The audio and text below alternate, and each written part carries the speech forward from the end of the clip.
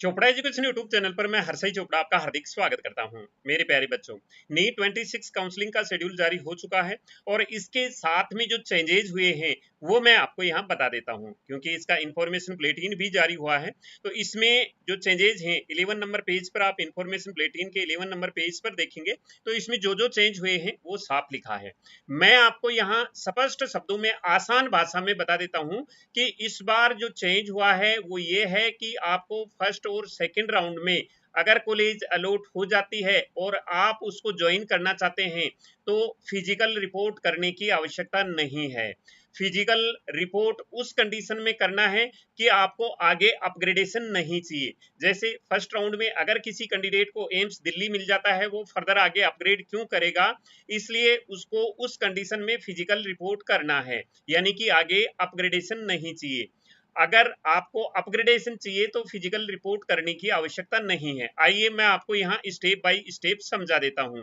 तो जैसे ही seat allot हो गई, आपके पास दो ऑप्शन रहेंगे यहाँ, फ्रीज और फ्लोट का ऑप्शन रहेगा। यहाँ पर फ्रीज वो कैंडिडेट करेंगे जिनको आगे अपग्रेडेशन नहीं लेना है, फ्लोट वो कैंडिडेट चूज करेंगे जिनको आगे अपग्रेडेशन लेना है। इसके बाद में जो प्रोसेस है वो ये रहेगा कि पहले आपको रजिस्ट्रेशन करना होगा, फीस डिपॉजिट करनी होगी, चॉइस फिलिंग करना होगा, उसके बाद आपको सीट अलॉट होगी। जब आपको सीट अलॉट नहीं होती है तो आप नेक्स्ट राउंड में पार्टिसिपेट करेंगे ही। इसके बाद में अगर आपको सीट अलॉट हो जाती है तो आपके पास दो कंडीशन है, आप उस सीट पर परमानेंट ज्वाइन करना चाहते हैं यानी कि आगे अपग्रेडेशन नहीं चाहिए तो आपको फीस का ऑप्शन चुनना होगा और आपको आगे के राउंड्स के लिए आप इलिजिबल नहीं रहेंगे। अगर आपने अपग्रेडेशन करना है तो आपको फ्लोट ऑप्शन यहाँ पर चुनना है, यानी कि आगे अपग्रेड के लिए आप विलिंगनेस रहेंगे। अब इसमें जैसे ही आप फ्लोट फ्री चुनते हैं तो आपको अलॉटेड इंस्टीट्यूट में जाना है, वहां डॉक्यूमेंट्स डिपॉजिट करनी है, फीस डिपॉजिट करनी है, आपकी एडमिशन फॉर्मेलिटीज पूरी हो जाती है, आपका एडमिशन वहां कंप्लीट हो जाता है। इसके बाद अगर आप फ्लोट ऑप्शन चुनते हैं उसमें, तो फ्लोट ऑप्शन चुनने के बाद में आपको ऑनलाइन डॉक्यूमेंट्स अपलोड करने होंगे। वो ऑनलाइन डॉक्यूमेंट्स अपलोड सारे राउंड के लिए यहाँ एक ही बार हो जाएंगे। तो जैसे ही आपने डॉक्यूमेंट्स अपलोड कर दिए, उसके बाद में जिस इंस्टीट्यूट में आपको सीट अलॉट हुई है उस इंस्टीट्यूट के नोडल ऑफिस द्वारा उन डॉक्यूमेंट्स को चेक किया जाएगा, यानी कि आपको फिजिकल जाने की जरूरत नहीं है, ऑनलाइन ही आपको फ्लोट का ऑप्शन चुनना है यहाँ पर। तो वहां पर डॉक्यूमेंट्स आपको नोडल ऑफिसर द्वारा डॉक्यूमेंट्स आपके वेरीफाई किए जाएंगे। अगर उन डॉक्यूमेंट्स में कोई कमी है तो वो आपको रिटर्न किए जाएंगे, आपको बताया जाएगा कि ये डॉक्यूमेंट्स में कमी है, आप उनको री अपलोड कर सकते हैं उन डॉक्यूमेंट्स को, और फिर एक क्वेरी भी रेज कर सकते हैं आप। तो अगर आपके डॉक्यूमेंट्स सही हैं, सब कुछ सही है, तो आपका उसमें एडमिशन कंफर्म हो जाता है और आप अगले राउंड के लिए अपग्रेडेशन के लिए एलिजिबल रहेंगे। अगर आपके डॉक्यूमेंट्स में कोई कमी रहती है तो फिर आपकी सीट कैंसिल हो जाती है, लेकिन आप नेक्स्ट राउंड के लिए एलिजिबल रहते हैं। हर एक राउंड में आपको चॉइस फिल करनी है। इसके बाद में जैसे ही राउंड 1 और 2 कंप्लीट, दूसरे राउंड में भी यही प्रोसीजर आपको अडॉप्ट करना है। तीसरे राउंड में अगर आपको फिर सीट अलॉट हो जाती है, या तो फ्रेश अलॉट होती है या फिर पहले वाली सीट आपने रोक रखी है, होल्ड कर रखी है, तो आपको थर्ड राउंड में फिर फाइनली कॉलेज में जाके फिजिकली रिपोर्ट करना है, वहां फीस डिपॉजिट करनी है। तो ये सारा सिस्टम अब की बार हो गया है, काउंसलिंग में चेंज हुआ है। ये स्टूडेंट के लिए बहुत ही अच्छा सिस्टम हुआ है, क्योंकि पहले स्टूडेंट को बार बार कॉलेज जाके वहां रिपोर्ट करना होता था, फिर रिजाइन करना होता था, ये सारी कार्रवाई होती थी। लेकिन अभी ये सिस्टम होने से स्टूडेंट के लिए काफी फायदा हो गया है। मैं आपको बता दूं कि ये जो फ्रीज और फ्लोट का सिस्टम है, इसके लिए एमसीसी द्वारा एक टाइम दिया जाएगा, जो रिपोर्टिंग का टाइम ऑलरेडी दे रखा है। इसमें शेड्यूल में वही रिपोर्टिंग का टाइम होगा, उस रिपोर्टिंग के टाइम के अकॉर्डिंग ही आपको ये फ्रीज और फ्लोट चूज करना है ऑप्शन। अब इसमें सीट विड्रॉल और सरेंडर भी आप ऑनलाइन ही करेंगे। फ्रीज कैंडिडेट भी सीट सरेंडर कर सकते हैं एमसीसी के द्वारा दिए गए टाइम पर, और फ्लोट वाले कैंडिडेट भी सीट सरेंडर कर सकते हैं, वो भी एमसीसी के दिए गए टाइम के अकॉर्डिंग आप सीट इसमें सरेंडर कर सकते हैं। तीसरे राउंड में अगर आपको सीट अलॉट हो जाती है तो फिर उसमें आपकी जो सिक्योरिटी मनी है वो फॉरफिट हो जाएगी यहाँ पर। तो इस प्रकार से ये रूल्स हैं और इसमें फ्लो चार्ट से भी समझाया गया है ये सारा का सारा। ये फ्लो चार्ट भी आप देख के यहाँ समझ सकते हैं, पूरा का पूरा सिस्टम यहाँ समझाया गया है। राउंड 1 है वो फ्री एग्जिट है, राउंड 2 है वो फ्री एग्जिट नहीं है, तीसरे राउंड में आपको रिपोर्ट करना है। बाकी काउंसलिंग के रूल से सारे सेम हैं, बस फर्क यही है कि आपको एक फिजिकल रिपोर्टिंग की जगह आपको ऑनलाइन रिपोर्टिंग करनी होगी और डॉक्यूमेंट्स हैं वो आपको ऑनलाइन अपलोड करने होंगे जब आपको सीट अलॉट हो जाती है। तो ये बहुत ही अच्छा सिस्टम है। तो काउंसलिंग आपको बिल्कुल ध्यान से करनी है, चॉइस फिलिंग ध्यान से करनी है, रूल्स वगैरह का ध्यान रखना है। अगर आपको काउंसलिंग के बारे में जानकारी लेनी है तो आप हमारी बुक्स भी यूज कर सकते हैं और हमारा काउंसलिंग पोर्टल भी यूज कर सकते हैं। आइए मैं आपको इनके बारे में बता देता हूं। इसके लिए हमारी ई बुक भी अवेलेबल है जिसकी मदद से आप हमारे पोर्टल की मदद से चॉइस लिस्ट भी तैयार कर सकते हैं और ये देख भी सकते हैं कि कौन सा कॉलेज मिल सकता है। बुक्स की हेल्प से भी आप अपनी चॉइस लिस्ट तैयार कर सकते हैं। तो आइए पहले मैं आपको बुक्स के बारे में बता देता हूं कि कैसे आप उसकी हेल्प ले सकते हैं, फिर मैं आपको हमारे काउंसलिंग पोर्टल के बारे में बताऊंगा जो इंडिया का नंबर 1 पोर्टल है जिससे आप हेल्प ले सकते हैं काउंसलिंग के लिए। तो जैसे ही आप ई बुक्स पर क्लिक करेंगे आपके पास यहाँ ऑप्शन मिल जाएंगे, all India state quota Ayush veterinary की बुकें जो भी आप लेना चाहते हैं यहाँ से ले सकते हैं। इसमें फैसिलिटी है, ऑल इंडिया की बुक में जो फैसिलिटी दे रखी है चॉइस लिस्ट दे रखी है, इसके अकॉर्डिंग आप अपनी चॉइस लिस्ट तैयार कर सकते हैं।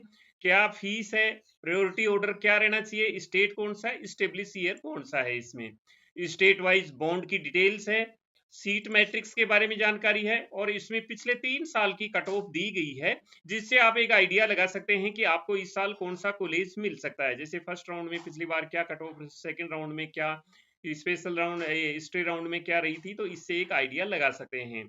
यहाँ काउंसलिंग के डॉक्यूमेंट्स के बारे में बताया गया है, प्रोसीजर के बारे में बताया गया है, फ्लो चार्ट से डॉक्यूमेंट्स की क्या रिक्वायरमेंट है। ऐसे ही स्टेट कोटा की काउंसलिंग में ये सारी फैसिलिटी दी है, कौन से स्टेट की क्या ट्यूशन फीस है, क्या उनकी कट ऑफ है, कट ऑफ भी 3 साल की दे रखी है, हर एक स्टेट का काउंसलिंग प्रोसीजर क्या है।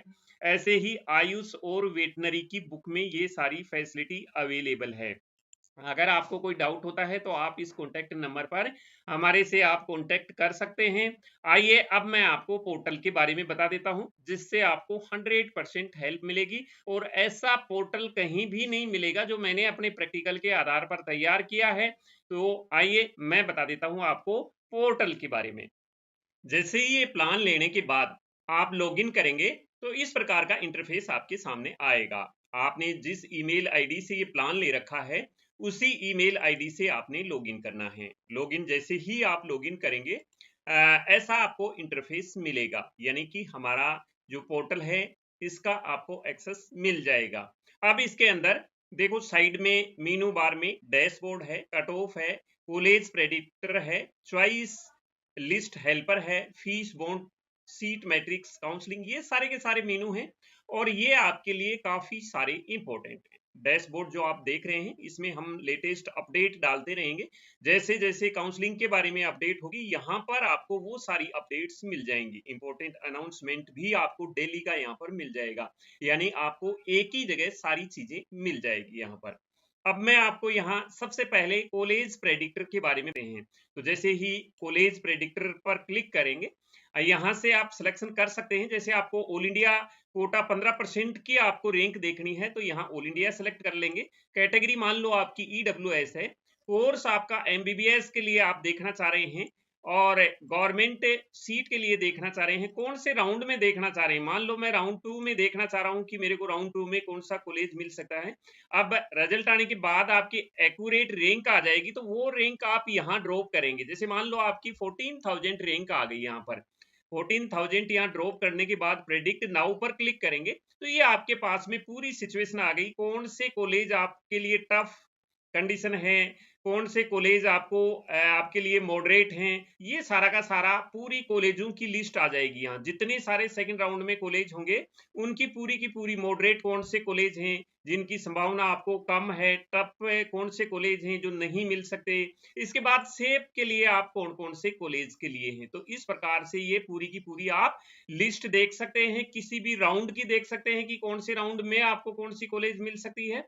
इसके अलावा किसी भी कोर्स के लिए, कैटेगरी के लिए, कोटा के लिए या स्टेट वाइज भी आप देख सकते हैं। जैसे मान लो मैं राजस्थान स्टेट की देखना चाहता हूं, तो मैं यहाँ राजस्थान स्टेट सेलेक्ट कर दूंगा। राजस्थान स्टेट सेलेक्ट करने के बाद मैंने गवर्नमेंट कोटा सेलेक्ट कर दिया, कैटेगरी मैंने यहाँ सेलेक्ट कर दी, मान लो मेरी कैटेगरी MBB है। इसके बाद में कोर्स मैंने सेलेक्ट कर दिया MBBS, इसमें बहुत सारे कोर्स दे रखे हैं मैंने, BF BMS भी दे रखा है, MBBS सेलेक्ट कर दिया। इसके बाद में कौन सी आप WPP हैं या क्या हैं, तो मैंने मैनेजमेंट सीट देख ली। अब मैं देख रहा हूं कि यहाँ मेरे को 35,000 रैंक पर कौन सी मैनेजमेंट मिल जाएगी राउंड 2 में। तो यहाँ ये राजस्थान की पूरी सिचुएशन है, यहाँ पर ये आपको कॉलेजें मिल सकती हैं, जैसे कि RUHS के चांसेस टफ हैं, सीकर आपको मिल सकती है, चांसेस हो सकते हैं इसके।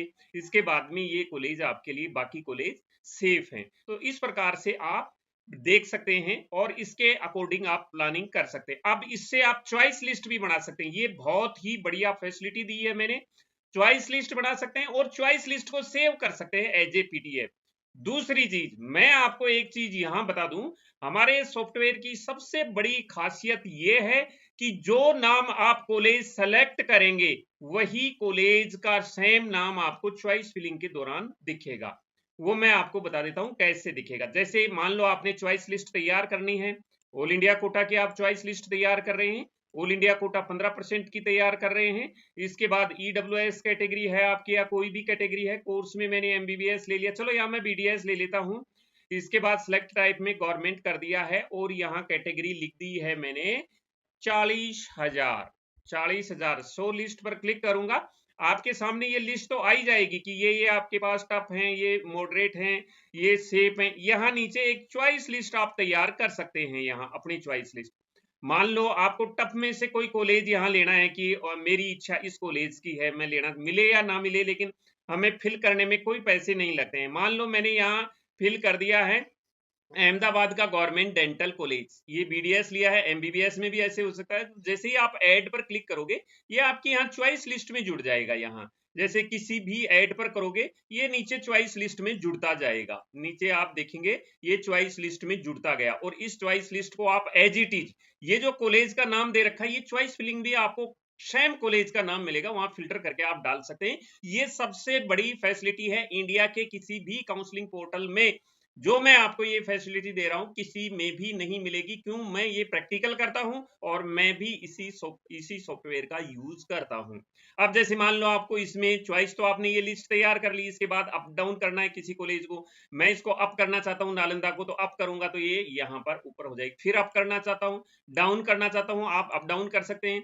अगर मैं किसी को डिलीट करना चाहता हूँ, जैसे मैं यहाँ श्रीनगर को नहीं लेना चाहता, यहाँ डिलीट करूंगा तो श्रीनगर का ये चेकबॉक्स अपने आप हट जाएगा। मैंने यहाँ डिलीट कर दिया तो श्रीनगर का चेकबॉक्स हट गया। मैं दोबारा लगाना चाहूं तो ये दोबारा लगा सकता हूं, हटाना चाहूं तो ये हट जाता है यहाँ चॉइस लिस्ट से। और इस चॉइस लिस्ट को मैं यहाँ सेव भी करके रख सकता हूं फ्यूचर के लिए। तो इस प्रकार से ये आपकी चॉइस लिस्ट आ गई, इस प्रकार से चॉइस लिस्ट तैयार कर सकते हैं। तो ये इंडिया का नंबर 1 काउंसलिंग पोर्टल है। मैंने अपने प्रैक्टिकल के अकॉर्डिंग, अनुभव के अकॉर्डिंग ये तैयार किया है, जो आपको और कहीं मिलने की जरूरत नहीं है। इसमें और बहुत फैसिलिटी है। एक सबसे बड़ी फैसिलिटी जो मैंने दिया है वो काउंसलिंग शेड्यूल की है। मतलब आप ये पोर्टल ओपन करेंगे, लॉगिन करेंगे, काउंसलिंग शेड्यूल खोलेंगे तो आपको हर दिन हर स्टेट का, कौन से स्टेट में क्या अभी कौन सा राउंड चल रहा है, वहां पर उसकी चॉइस फिलिंग की डेट क्या है, ऑल इंडिया के चॉइस फिलिंग की, ये हर दिन अपडेट किया जाएगा। हर दिन अपडेट किया जाएगा। जैसे ही किसी स्टेट का शेड्यूल ओपन होगा यहाँ अपडेट मिलेगी आपको। तो ये क्या है कि एक सबसे बड़ा आपके लिए फायदा है यहाँ पर। इसके बाद कट ऑफ देख सकते हैं, जिस कॉलेज की कट ऑफ देखनी है। मान लो मैं ऑल इंडिया की ही कट ऑफ देख रहा हूँ, ऑल इंडिया की मैंने कोटा, कौन से कोटे की कट ऑफ देखनी है, जैसे कि मान लो AMU कोटा की देखना चाहता हूँ, कौन से कोर्स में, MBBS कोर्स में जनरेट एनालिसिस पर क्लिक करेंगे तो ये एमयू की कट ऑफ आ गई राउंड वाइज। तो इस प्रकार से आप हर एक की कट ऑफ देख सकते हैं, बीएमएस की कट ऑफ, बीडीएस की कट ऑफ, एमबीबीएस की cut off, AIIMS BSc nursing की कट ऑफ और साथ साथ वेटनरी की कट ऑफ, सभी की मैंने यहाँ कट ऑफ दे रखी है। तो इस प्रकार से आप कट ऑफ देख सकते हैं, कॉलेज प्रेडिक्टर यूज कर सकते हैं, चॉइस लिस्ट तैयार कर सकते हैं इसी सॉफ्टवेयर से, फीस एंड बॉन्ड की जानकारी दे रखी है, सीट की, रिक्वायर्ड डॉक्यूमेंट्स की, क्या क्या डॉक्यूमेंट्स रिक्वायर हैं इसकी पूरी जानकारी, कौन सा डॉक्यूमेंट्स कहां से मिलेगा ये यहाँ मैंने फॉर्मेट भी दे रखा है। अगर किसी की स्पेलिंग मिस्टेक हो जाती है तो उसका भी यहाँ फॉर्मेट है, कौन से स्टेट में कौन सा सर्टिफिकेट चाहिए उसका भी मैंने यहाँ फॉर्मेट दे दिया है। ये डोमिसाइल स्टेट कोटा एडमिशन के लिए फॉर्मेट मैंने दे दिया है। यहाँ सारे के सारे फॉर्मेट आपको यहाँ पर ही मिल जाएंगे। तो ये सबसे बड़ी फैसिलिटी है आपके लिए। तो इस प्रकार से आप इस पोर्टल को यूज कर सकते हैं। इसमें और बहुत सारी फैसिलिटियां मिलेंगी। ये यूजी और पीजी दोनों के लिए पोर्टल तैयार है।